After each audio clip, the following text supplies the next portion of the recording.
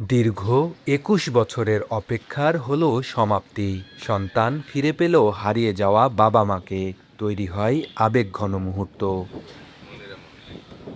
২০০৪ সালে দাদির হাত ধরে ঢাকায় বেড়াতে যান ৭ বছরের শিশু রিনা খাতুন।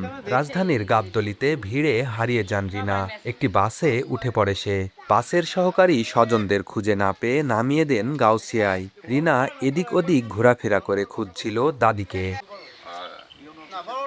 তখন এক নারীর সহায়তায় রিনার ঠাঁই হয় নারায়ণগঞ্জের দড়ি সত্যভান্ডি গ্রামের বাসিন্দা মোতালেব মাস্টারের বাড়িতে। সেখানেই বড় হয় রিনা।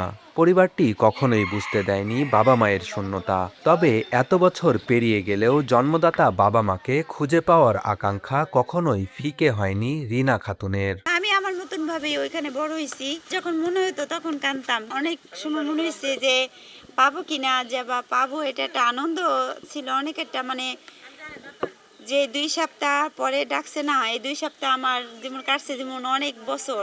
ওর বাপ মা ফ্যামিলি, হ্যাঁ, ভাই বোন সবার পাইয়া আমিও অনেক খুশি, ওও অনেক খুশি, ওরা সবাই অনেক খুশি। 4 মাস আগে মেহেরপুরের আব্দুর রহমান হারিয়ে যাওয়া স্বজনদের খুঁজে দিতে সহায়তা করে এমন একটি অনুষ্ঠানে পাঠান মেয়ের তথ্য। অন্যদিকে সহধর্মিণীর পিতামাতার সন্ধান চেয়ে রিনার স্বামীও পাঠান তথ্য। দুটি তথ্য যাচাই বাছাই শেষে গেল 13 জুলাই আরজে কিবরিয়ার আপন ঠিকানায় নিশ্চিত করে হারিয়ে যাওয়া রিনা আক্তারের বাবা আব্দুর রহমান।